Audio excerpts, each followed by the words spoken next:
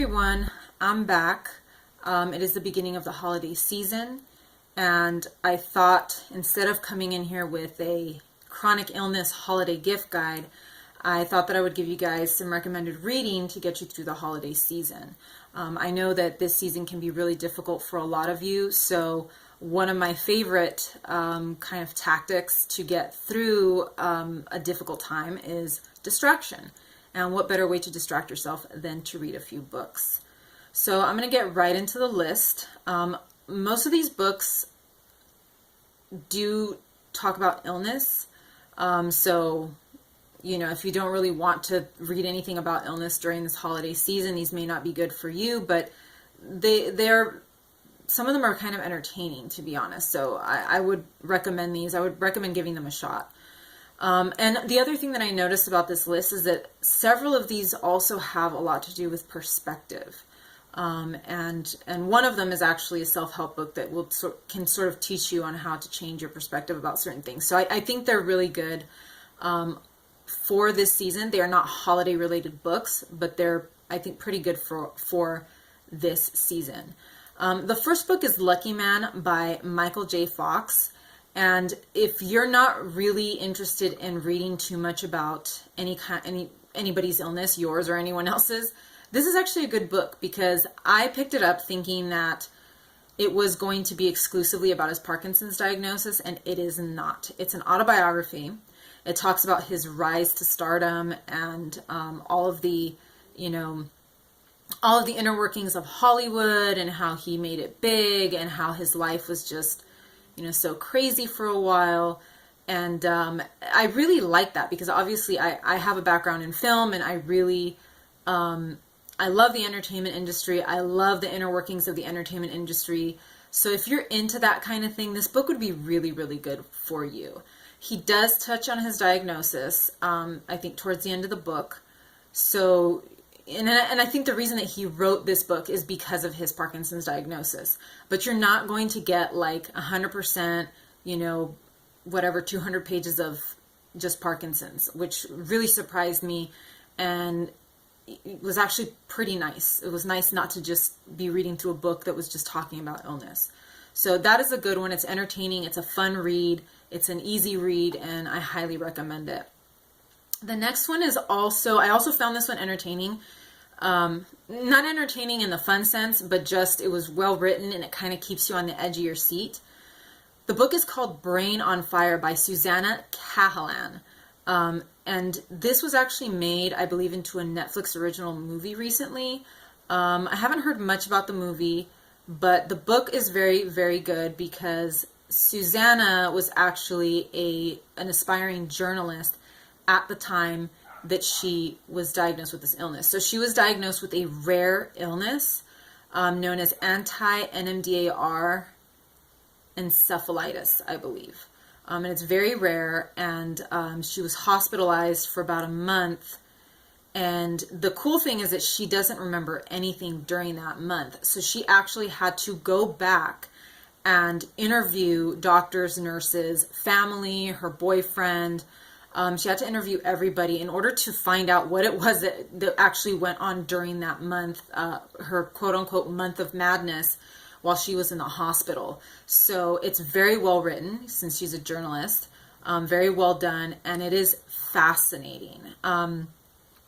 Just the things that she went through, you're going to sit there in total disbelief, and it keeps you turning the page because you're just like, oh my God, what happens next? So it's a really good book. If you don't really want to, and this one is almost exclusively just illness related from beginning to end. So if you're not really into that, I would probably skip it, but it is very fascinating. And I enjoyed it a lot. The next one is called Illness is Metaphor by Susan Sontag. And I want to say that this is a must read for anybody with any illness, whether it's chronic, whether it's cancer.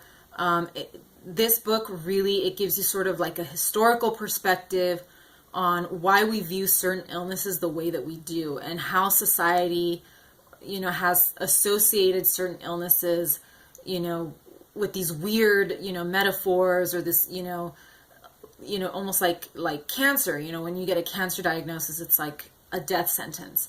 And Susan Sontag really challenges that, which I thought was very, very daring of her, because when we hear the word cancer, we are not supposed to challenge it. We are not supposed to make any assumptions about it. It is just a deadly disease, and that's basically what it's always been, even though a lot of people survive it. She touches on other illnesses as well. She has a big part on AIDS and how that also sort of marginalized, people that were diagnosed with it and why they were marginalized. And she also talks about tuberculosis, which was really, really interesting, because that was where the historical perspective came in. And she talks about, all the strange associations with, tuberculosis, way back when, and how some people were, they were associated with a more bohemian lifestyle, and they were more free thinkers because they had tuberculosis, which, tuberculosis has nothing to do with any of those things, but it's just how society viewed people with that illness at that time. So it's really interesting. It is more of a philosophy type of book. So if you want something that's more of an easygoing read, this one is not it. It is a short book, so it's fast to get through, but it is a little bit more highbrow, and it seems kind of like one of those books that's recommended like when you're in college. So, but I think every sick person should be reading this book, because it really shows you where these perspectives come from and how society influences the way that we treat people with certain diseases. How we treat people with cancer as opposed to how we treated people, when the AIDS epidemic was first starting. The last book on this list is the only book that really doesn't talk about illness, and actually the only book I haven't finished. I've gotten this far with it. It is called Loving What Is by Byron Katie. I know that this book has been referred to in another book that I have, because I recognize the title and I recognize the name of the author. Have no idea where I heard of this book before. If you really liked the DBT workbook that I have under my book reviews playlist, you might like this. And if you found the DBT workbook a little too hard and annoying to understand, this is probably a better substitute for that. I haven't gotten through all of it because I feel like I'm sort of rereading something that I've already read before, but this is more accessible, which is why I wanted to recommend it. And when I was talking about perspective, this one really shows you, and it takes you through the steps on sort of changing your perspective on certain things. And I think that's very important for chronically ill people, especially, like I said, during the holiday season or during a time that's very difficult for you. If you practice her steps, which she calls the work, it can help you to sort of turn things around a little bit and change the way that you see certain situations so that you can just kind of survive through it. I haven't finished the book, but, it is kind of an entertaining read as well. And I would recommend it, like I said, if you really want some kind of a self-help, because this is a self-help book. If you want something that is more self-help, that is more hands-on, and that is kind of going to give you some skills, this would be it. Like I said, if you were already into DBT and you kind of don't want to reread, what you read with the DBT book, you might not care for this one. That's why I kind of haven't gotten through it yet, but I think it's still good. And like I said, it's more accessible, and it's more motivational as well. It's like, I think, a little bit more motivational than the DBT workbook, which is a more textbook. But these are that's the list that I have for you guys right now. And you can always check my book reviews playlist as well if you want other things to read during the season. I haven't been on here much because I've also not been feeling that great, but I always find that reading is a great distraction to get me through whatever situation I'm in. If you're feeling sick or if you're kind of in pain, sometimes it is better to put your mind on something else instead of dwelling on whatever is actually happening to you in that moment. And I find reading does this for me a lot. So those are the books.